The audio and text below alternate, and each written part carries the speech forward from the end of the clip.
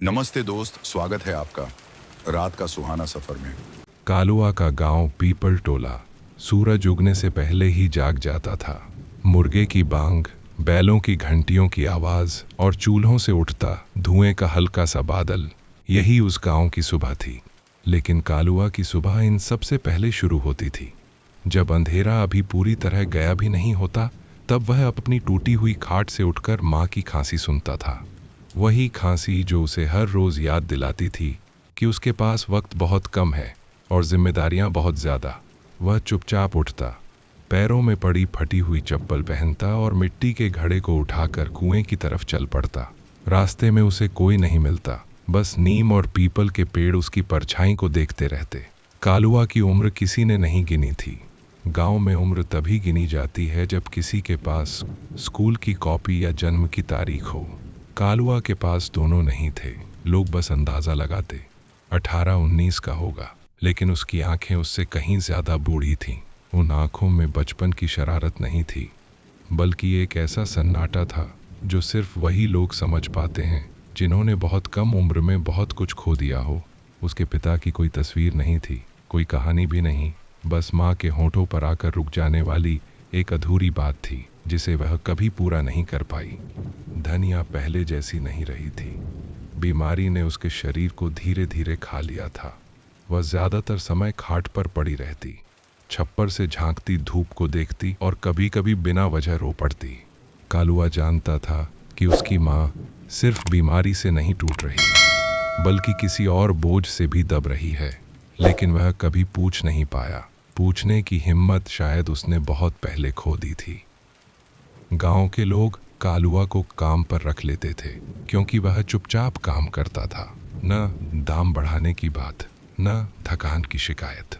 खेत में हल चलाना हो, फसल काटनी हो या फिर सरपंच के घर से अनाज ढोना हो, कालुआ हर काम कर देता। बदले में जो मिलता वही माँ के इलाज और पेट भरने के लिए काफी था। कभी कभी जब दिन अच्छा होता तो उसे एक रोटी ज्यादा मिल जाती। वह उस रोटी को आधा खाकर आधा माँ के लिए बचा लेता, जैसे यही उसका सबसे बड़ा सुख हो।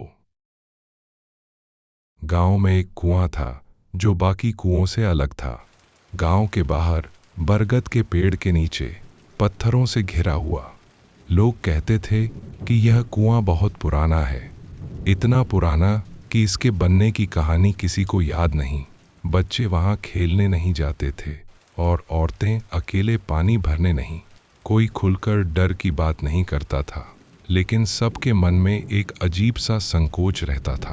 कालुआ ही था जो अक्सर वहां जाकर बैठ जाता। वह कुएं में झांकता नहीं था, बस उसके पास बैठकर घंटों चुप रहता, जैसे किसी की प्रतीक्षा कर रहा हो। एक दिन गांव में खबर फैल गई कि शहर से लोग आने वाले हैं। सरपंच का बेटा रघुवीर पढ़ लिख कर लौटा था और उसके साथ कुछ बड़े आदमी भी थे। कहा जा रहा था कि गांव के बाहर की जमीन खरीदी जाएगी, गोदाम बनेगा, सड़क बनेगी और गांव का नाम बदल जाएगा। लोग खुश थे। उन्हें लगा कि अब उनके बच्चों को शहर नहीं जाना पड़ेगा, पैसा गांव में आएगा। चौपाल पर बातें होने लगी, सपने बनने लगे।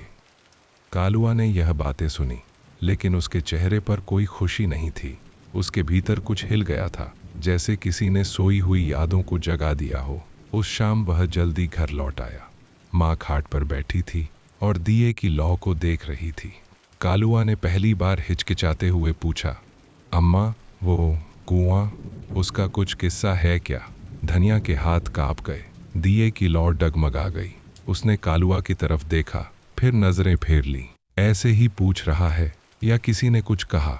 उसने धीमी आवाज में पूछा। कालुआ चुप रहा।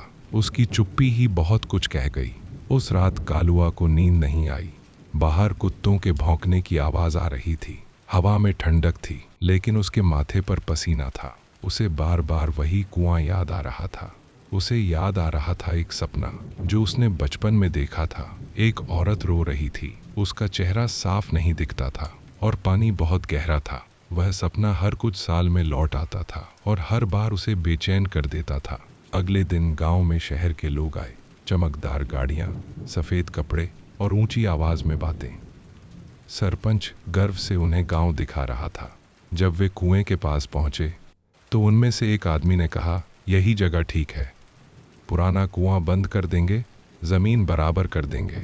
सरपंच ने हंसकर हामी भर दी। उसी समय कालुआ वहां आ गया। उसने पहली बार सबके सामने ऊंची आवाज में कहा, यह कुआं मत बंद करो। सब चौंक गए। रघुवीर ने उसे ऊपर से नीचे तक देखा और हंस दिया। क्यों रे, तेरा क्या लगता है ये? कालुआ के गले में शब्द अटक गए, लेकिन उसने फिर कहा, इससे गांव का नुकसान होगा। लोग हंसने लगे। किसी ने कहा पागल है, किसी ने कहा बेचारे को क्या पता तरक्की क्या होती है। कालुआ चुप हो गया, लेकिन उसकी आंखों में आंसू नहीं थे।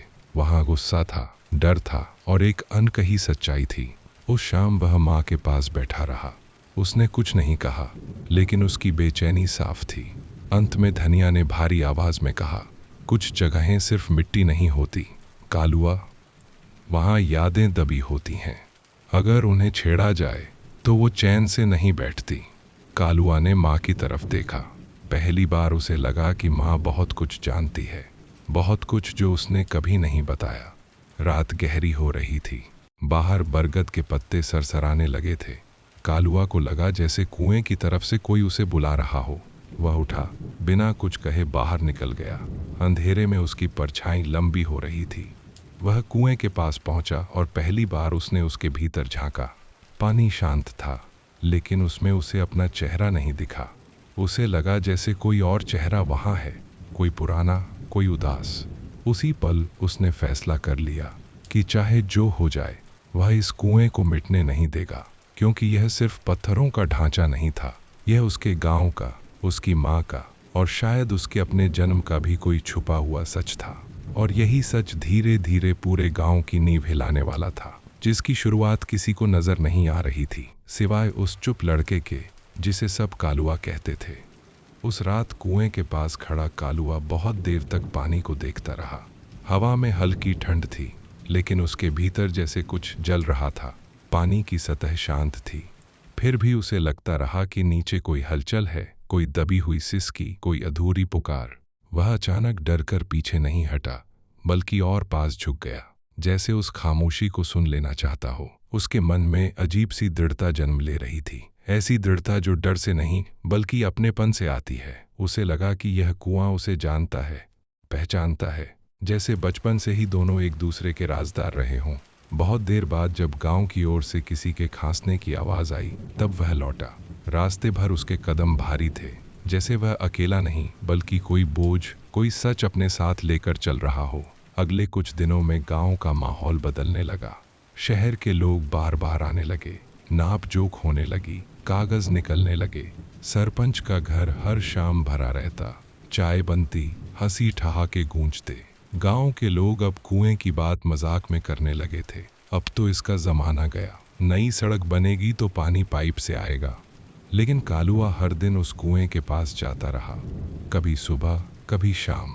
वह वहां बैठकर मिट्टी को छूता, पत्थरों को सहलाता, जैसे किसी बुजुर्ग का हाल पूछ रहा हो। कुछ लोग उसे देखकर सिर हिलाते, कुछ ताने मारते, पर उसने ध्यान देना छोड़ दिया था। उसके भीतर अब एक ही बात थी, उसे सच जानना है, चाहे वह कितना भी भारी क्यों न हो। धनिया की हालत इस बीच और बिगड़ने लगी। उसकी खांसी तेज हो गई थी, सांस फूलने लगी थी। कालुआ जब भी कुएं से लौटता, माँ की तरफ देखता और उसका दिल बैठ जाता। एक शाम जब वह माँ को पानी पिला रहा था, धनिया ने अचानक उसका हाथ पकड़ लिया। उसकी पकड़ कमजोर थी, लेकिन इरादा मजबूत। उसने कहा, कालुआ, जो होने वाला है उसे रोका नहीं जा सकता, पर समझा जा सकता है।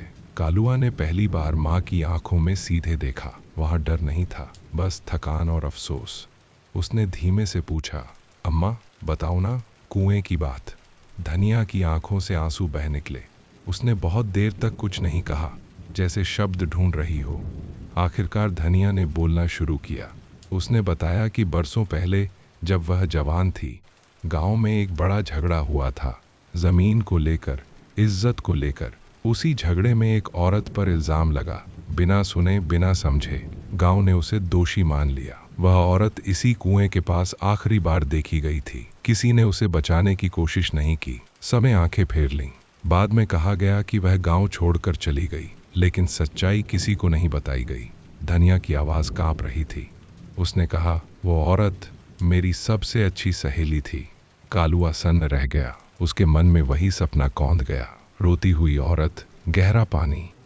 धनिया ने आगे बताया कि उसी समय कालुआ उसके पेट में था।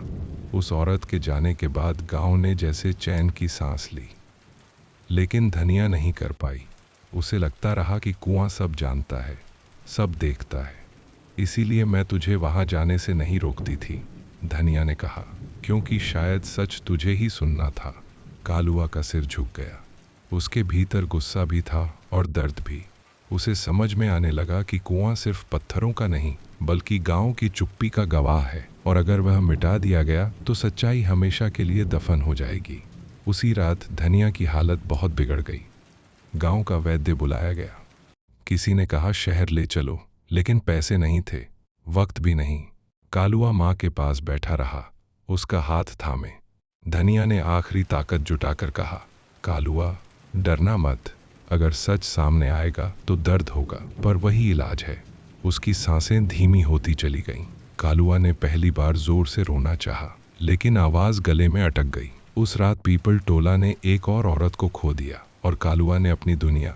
माँ के जाने के बाद कालुआ बदला हुआ था। वह पहले से ज्यादा चुप हो गया, लेकिन उसकी चुप्पी में अब कमजोरी नहीं थी। उसने काम पर जाना जारी रखा, पर उसकी निगाहें अब लोगों की आंखों में झांकने लगी थीं। वह देख रहा था कि कौन कुएं की बात से बचता है, कौन आंखें चुराता है। उसे एहसास हुआ कि कई लोग जानते हैं, पर बोलते नहीं, डर से, शर्म से या फायदे के लालच में। एक दिन उसने हिम्मत करके गांव के सबसे बूढ़े आदमी से बात की। बूढ़ा पहले टालता रहा, फिर बोला, कुछ सच ऐसे होते हैं बेटा, जिन्हें दबाकर ही गांव चलते हैं। कालुआ ने पहली बार जवाब दिया, पर अब गांव आगे बढ़ रहा है तो सच भी चलेगा। सरपंच और रघुवीर को जब पता चला कि कालुआ लोगों से बातें कर रहा है, तो वे चौंक गए। रघुवीर ने उसे बुलाकर धमकाने की कोशिश की। कहा, ज्यादा समझदार मत बन, तेरी औकात क्या है। कालुआ ने पहली बार बिना झुके जवाब दिया, मेरी औकात सच है। यह सुनकर रघुवीर हंसा, लेकिन उस हंसी में बेचैनी थी, क्योंकि उसे भी कहीं ना कहीं पता था कि कुएं के नीचे सिर्फ पानी नहीं है। उसी शाम कुछ लोग कालुआ के साथ खड़े हो गए, ज्यादा नहीं, बस 2-4। लेकिन यह शुरुआत थी। गांव में तनाव बढ़ने लगा। एक तरफ विकास का सपना, दूसरी तरफ दबा हुआ सच।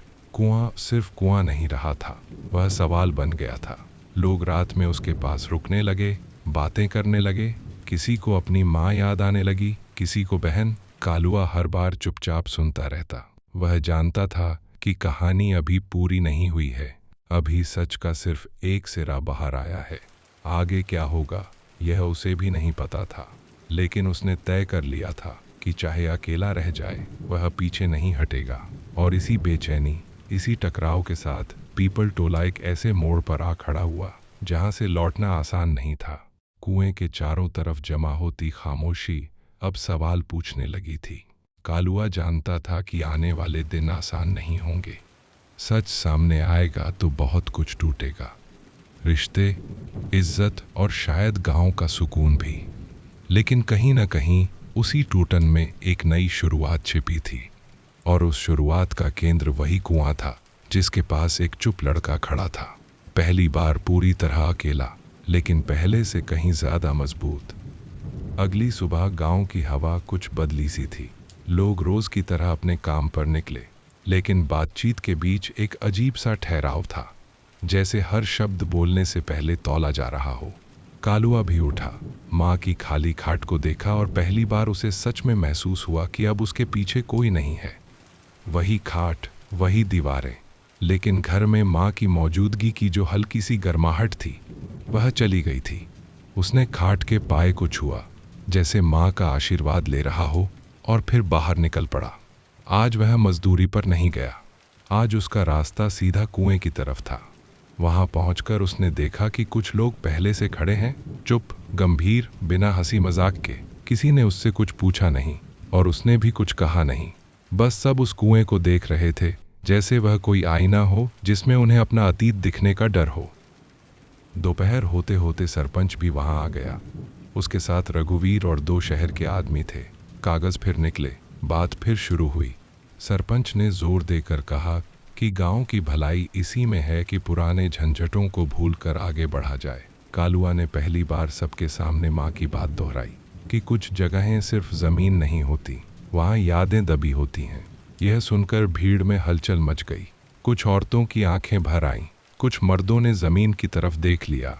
रघुवीर ने माहौल संभालने की कोशिश की, हंसकर बोला कि भावनाओं से पेट नहीं भरता। तभी एक बूढ़ी औरत आगे आई और बोली, पेट तो नहीं पर आत्मा जिंदा रहती है। यह पहला मौका था जब कालुआ ने महसूस किया कि वह अब अकेला नहीं है। उसी दिन शाम को गांव में पंचायत बैठी। बरसों बाद इतनी भीड़ जुटी थी। हर कोई बोलना चाहता था, लेकिन शब्द किसी के मुंह से निकल नहीं रहे थे। कालुआ को बीच में बैठा दिया गया, जैसे वह कोई आरोपी हो, लेकिन उसके चेहरे पर डर नहीं था। उसने साफ कहा कि वह किसी से बदला नहीं चाहता, बस सच सामने आना चाहिए। उसने उस औरत का जिक्र किया जो बरसों पहले गायब हुई थी और कहा कि उसकी माँ उसकी सहेली थी। यह सुनते ही कुछ लोग तड़प उठे। एक आदमी अचानक खड़ा हुआ और बोला कि उसने उस रात सब देखा था, लेकिन डर के मारे चुप रहा। उसके बाद जैसे बांध टूट गया। एक एक कर कई आवाजें उठीं। किसी ने कहा उसने भी सुना था, किसी ने कहा उसने शक किया था। सच धीरे धीरे हवा में फैलने लगा, भारी और कड़वा। रघुवीर की बेचैनी अब छुपी नहीं रह गई थी। उसे लगा कि मामला हाथ से निकल रहा है। उसने शहर के आदमियों से कहा कि काम जल्दी निपटा लें, लेकिन अब वे भी हिचकने लगे थे। उन्हें समझ आ गया था कि यह सिर्फ जमीन का सौदा नहीं है। गांव का माहौल गर्म था और किसी भी तरह का जोर उल्टा पड़ सकता था। सरपंच पहली बार असमंजस में दिखा। वह जानता था कि अगर सच पूरी तरह बाहर आया तो उसकी भी भूमिका पर सवाल उठेंगे। उसी रात उसने कालुआ को बुलवाया, नरमी से बात की, समझाने की कोशिश की कि सब भूलकर आगे बढ़ना ही समझदारी है। कालुआ ने शांत स्वर में कहा, आगे वही बढ़ सकता है जिसे पीछे का बोझ हल्का हो। सरपंच के पास इसका कोई जवाब नहीं था। दिन बीतने लगे और कुआं गांव की धड़कन बन गया। लोग वहां बैठकर अपने अपने किस्से सुनाने लगे। किसी ने अपनी बहन की बात की, किसी ने अपनी माँ की। कुआं अब डर की जगह नहीं रहा था, बल्कि स्वीकार की जगह बन गया था। कालुआ अक्सर चुप बैठा सुनता रहता।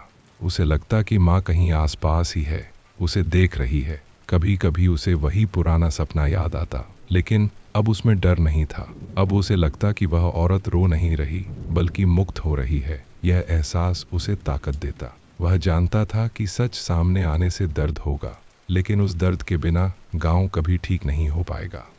एक दिन शहर से खबर आई कि सौदा फिलहाल टाल दिया गया है। यह सुनकर गांव में मिली जुली प्रतिक्रिया हुई। कुछ लोग खुश थे, कुछ नाराज, लेकिन अब कोई खुलकर कालुआ का विरोध नहीं कर रहा था। उसे देखकर लोग सिर हिलाते, जैसे चुपचाप उसका साथ दे रहे हों। कालुआ ने पहली बार सोचा कि शायद यही बदलाव की शुरुआत है। धीमी, असहज, लेकिन सच्ची। उसने कुएं के पास जाकर मिट्टी उठाई और उसे माथे से लगा लिया। यह उसके लिए माँ की याद थी, उस औरत की याद थी, और उन सब की याद थी जिनकी आवाज कभी सुनी नहीं गई। समय के साथ पंचायत ने तय किया कि कुएं को नहीं छेड़ा जाएगा। उसके पास एक छोटा सा स्मृति स्थल बनाया जाएगा, ताकि आने वाली पीढ़ियां जान सकें कि यहाँ सिर्फ पानी नहीं, इतिहास भी है। यह फैसला आसान नहीं था, लेकिन जरूरी था। कालुआ ने यह सुना तो पहली बार उसके चेहरे पर हल्की सी मुस्कान आई। ये जीत नहीं थी, बल्कि सुकून था। उसे लगा कि माँ की आखिरी बात सच साबित हुई। दर्द ही इलाज है। गांव ने दर्द सहा और अब धीरे धीरे भरने लगा। और इस तरह पीपल टोला की कहानी एक नए मोड़ पर आ गई। कुआं अब सवाल नहीं, जवाब बन चुका था। कालुआ अब भी वही चुप लड़का था, लेकिन उसकी चुप्पी अब बोझ नहीं थी। वह जानता था कि आगे भी मुश्किलें आएंगी, लोग फिर भूलने की कोशिश करेंगे, लेकिन अब एक दरवाजा खुल चुका था, सच का। और जब सच एक बार हवा में घुल जाए तो उसे वापस बोतल में बंद नहीं किया जा सकता। कुएं के पास खड़ा कालुआ आसमान की तरफ देखता और मन ही मन माँ से कहता, अम्मा, हमने शुरुआत कर दी है। कुएं के पास बनी उस नई खामोशी में अब डर नहीं, बल्कि एक तरह की गंभीरता थी। लोग आते, बैठते, कुछ बोलते, कुछ याद करते और फिर चुपचाप लौट जाते। कालुआ की दिनचर्या बदल गई थी। अब वह सिर्फ मजदूर नहीं था, बल्कि एक तरह से उस जगह का रखवाला बन गया था। सुबह वह सबसे पहले कुएं पर जाता, आसपास झाड़ू लगाता, गिरे पत्तों को हटाता और थोड़ी देर पत्थरों पर बैठकर आंखें बंद कर लेता। उसे लगता जैसे वह माँ से बात कर रहा हो, जैसे वह सब कुछ सुन रही हो। गांव के बच्चे अब उसके पास आकर बैठने लगे थे। वे सवाल पूछते, कालुआ भैया, ये कुआं इतना जरूरी क्यों है? वह मुस्कुराकर कहता, क्योंकि यहाँ सिर्फ पानी नहीं, इंसाफ भी रहता है। बच्चे शायद पूरा मतलब न समझते, लेकिन उसकी आवाज में जो सच्चाई थी वह उनके मन में उतर जाती।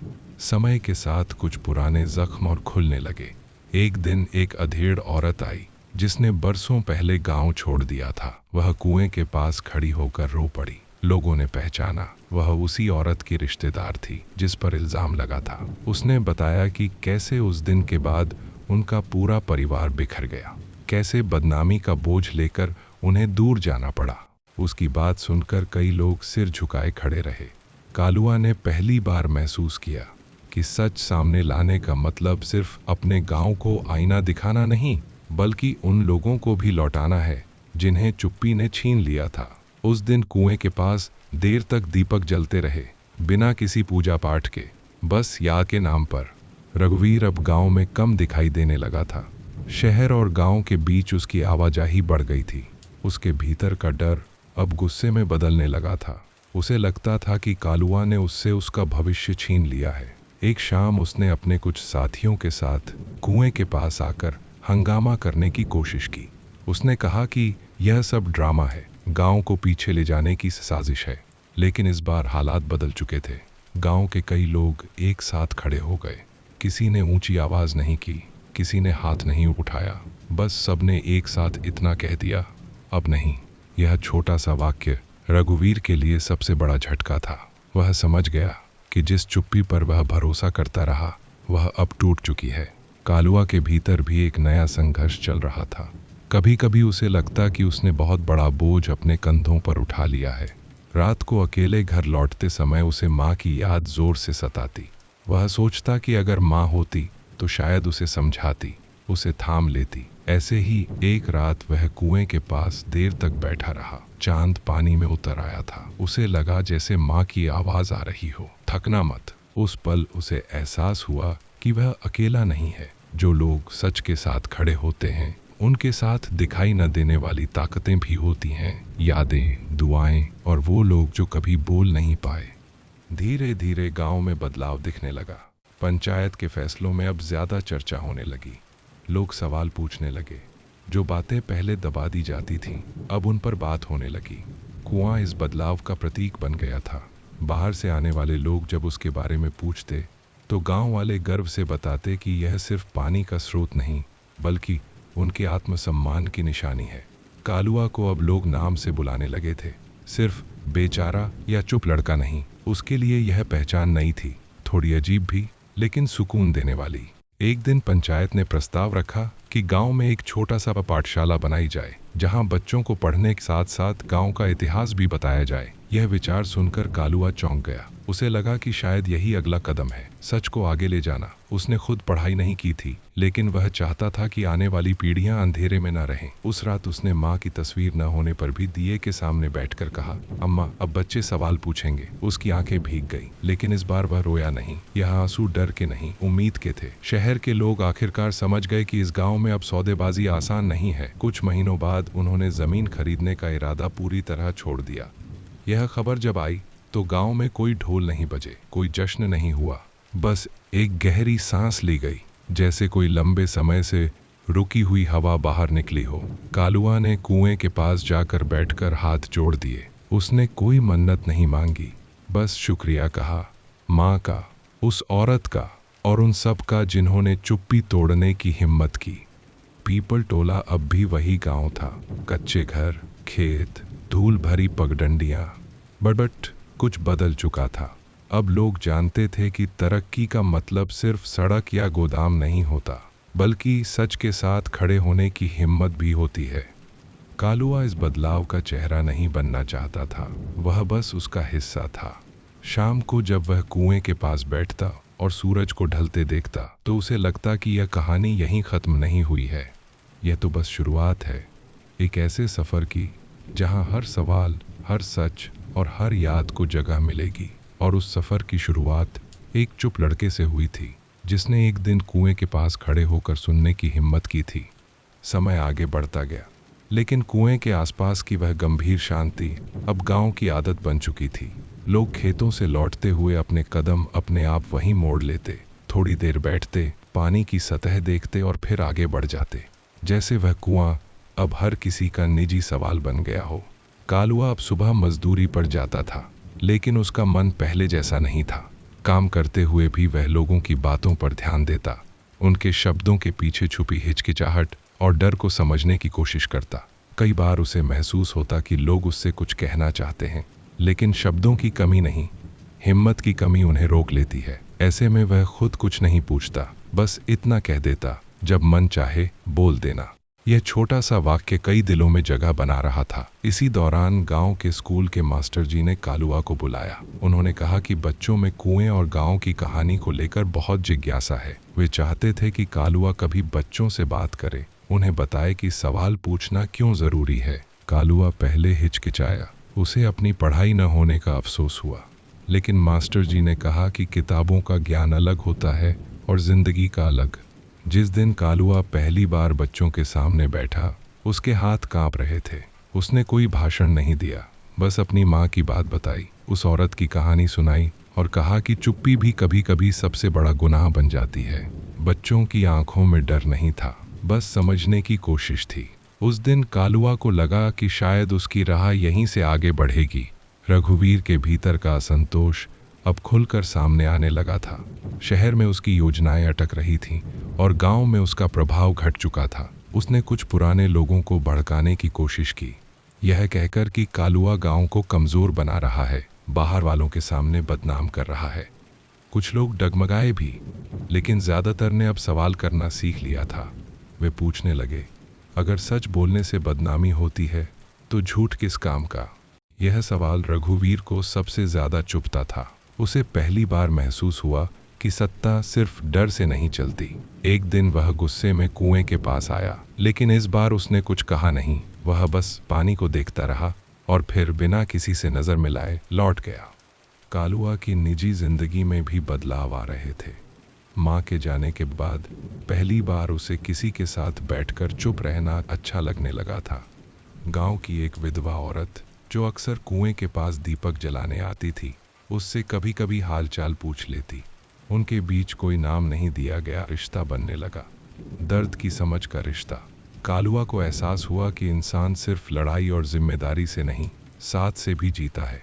वह माँ को याद करता, लेकिन अब उस याद में केवल टीस नहीं, एक तरह की शांति भी थी, जैसे माँ का साया उसे आगे बढ़ने की इजाजत दे रहा हो। धीरे धीरे गांव में छोटे छोटे बदलाव साफ दिखने लगे। पंचायत की बैठकों में अब औरतें भी आने लगीं।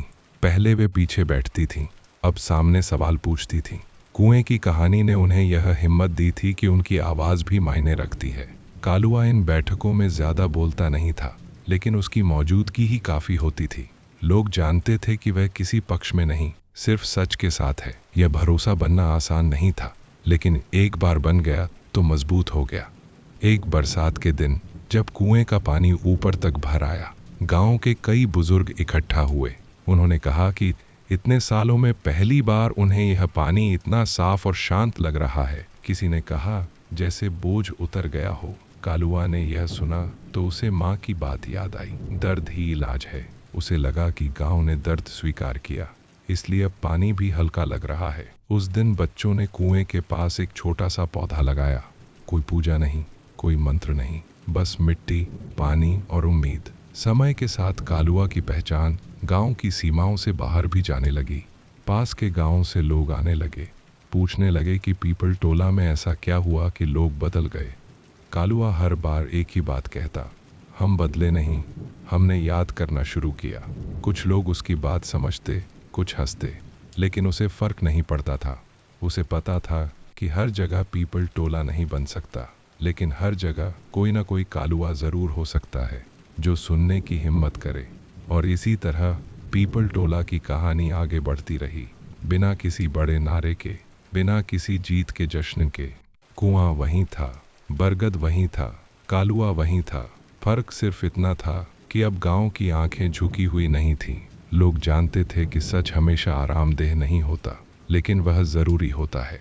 शाम के समय जब कालुआ कुएं के पास बैठता और आसमान में बदलते रंग देखता, तो उसे लगता कि माँ सच कह गई थी। कुछ जगहें सिर्फ मिट्टी नहीं होती, और जब उन्हें उनकी कहानी वापस मिल जाती है तो पूरा गांव थोड़ा और इंसान बन जाता है। कुछ महीनों बाद पीपल टोला में एक अजीब सी हलचल महसूस होने लगी। यह हलचल शोर की नहीं थी, बल्कि भीतर ही भीतर चल रही बेचैनी की थी। गांव के कुछ युवकों ने शहर जाकर काम करना शुरू किया था, और लौटकर वे अलग अलग बातें बताते।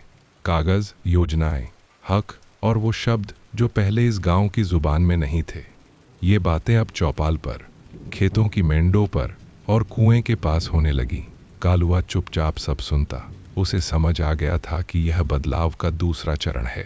सवाल पूछने के बाद अब जवाब खोजने का समय। लेकिन उसे डर भी लगता था कि कहीं यह नई समझ फिर किसी नई चाल में न बदल जाए।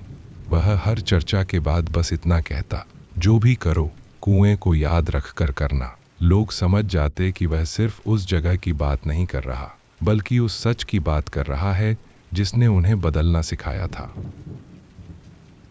इसी बीच गांव में एक सरकारी अधिकारी आया, जो विकास की योजनाओं की जांच करने वाला था। पहले ऐसे लोग आते तो पंचायत के कुछ चेहरे आगे बढ़ जाते और बाकी लोग पीछे हो जाते, लेकिन इस बार दृश्य अलग था। लोग सामने बैठे, सवाल पूछे, हिसाब मांगा। अधिकारी थोड़ा असहज हुआ, फिर बोला कि यह सब कागजों में तय होता है। किसी ने तुरंत कहा, कागज इंसानों से ऊपर नहीं होते। यह सुनकर कालुआ की छाती में कुछ भरसा आया। उसे लगा जैसे उसकी माँ की चुप सहनशीलता अब कई आवाजों में बदल गई हो। अधिकारी ने पहली बार गांव को गंभीरता से देखा, न कि एक साधारण पिछड़ा इलाका समझकर। जाते समय उसने कुएं की तरफ देखा और बिना कुछ कहे सिर हिलाया, जैसे वह भी समझ गया हो कि यहाँ कुछ ऐसा है जो फाइलों में नहीं लिखा जा सकता। रघुवीर अब लगभग अकेला पड़ चुका था। उसके कुछ पुराने साथी उससे कतराने लगे थे। वह जब भी गांव आता, लोग औपचारिकता निभाते, लेकिन पहले जैसी आत्मीयता नहीं रही। उसे यह खालीपन भीतर से खा रहा था। एक शाम वह अकेले कुएं के पास आया, जब वहां कोई नहीं था। उसने पहली बार जोर से कहा, मैंने गलत किया। शब्द हवा में घुल गए। पानी तक पहुंचे या नहीं, यह कोई नहीं जानता। कालुआ दूर से यह सब देख रहा था, लेकिन वह पास नहीं गया। उसे लगा कि कुछ लड़ाइयाँ आदमी को अकेले ही लड़नी पड़ती हैं। माफ़ी मांगना भी एक सफ़र है, और हर सफ़र में साथी नहीं होते। कालुआ की अपनी जिंदगी भी एक मोड़ पर खड़ी थी। गांव के कुछ लोगों ने उससे कहा कि वह पंचायत में कोई जिम्मेदारी ले। यह प्रस्ताव सुनकर वह रात भर सो नहीं पाया। उसे डर था कि कहीं वह उस चुप लड़के से कुछ और बनते बनते खुद को ही न खो दे। अगली सुबह वह कुएं के पास बैठा रहा, बहुत देर तक। उसे माँ की आवाज़ साफ सुनाई दी, जहाँ ज़रूरत हो वहाँ पीछे मत हटना। उसने समझ लिया कि नेतृत्व का मतलब आगे खड़े होना नहीं, बल्कि बीच में रहना है। सबको सुनते हुए उसने पंचायत की जिम्मेदारी स्वीकार की, लेकिन शर्त रखी कि फैसले अकेले नहीं होंगे। गांव ने पहली बार किसी शर्त को खुशी से माना। बरसों बाद पहली बार गांव में एक सामूहिक उत्सव हुआ, लेकिन वह किसी देवी देवता के नाम पर नहीं था। वह दिन गांव की कहानी के नाम रखा गया। बूढ़ों ने अपनी यादें सुनाई, औरतों ने अपने दबे हुए डर बोले, बच्चों ने सवाल पूछे। कालुआ एक किनारे बैठा सब देखता रहा। उसे लगा जैसे पीपल टोला खुद अपनी परतें खोल रहा हो। उस दिन कोई नाच गाना नहीं हुआ, लेकिन लोगों की आंखों में जो हल्कापन था वह किसी मेले से कम नहीं था। कुएं के पास लगाए गए पौधे में पहली बार फूल आए थे, छोटे, सफेद, साधारण, लेकिन जिद्दी। समय के साथ साथ गांव की रोजमर्रा की जिंदगी फिर सामान्य होने लगी, लेकिन यह सामान्य पहले जैसा नहीं था। अब लोग डर को पहचानते थे, और पहचान लेने के बाद डर उतना बड़ा नहीं रहता।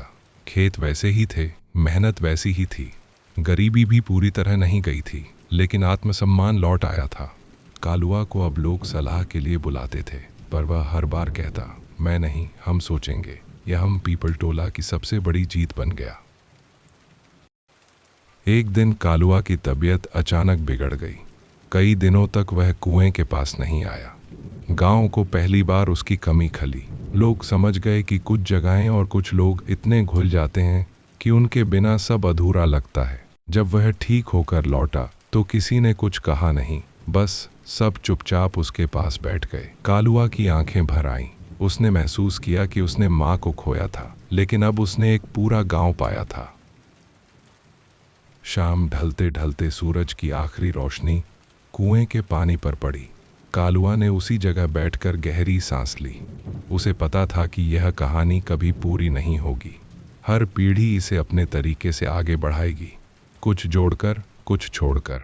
लेकिन जब तक कुएं के पास बैठकर सुनने की हिम्मत जिंदा है, तब तक पीपल टोला सिर्फ एक गांव नहीं रहेगा। वह एक याद बना रहेगा, एक चेतावनी और एक उम्मीद। और उस उम्मीद की जड़ें उसी चुप लड़के से शुरू हुई थीं, जिसने एक दिन बोलने से पहले सुनना चुना था।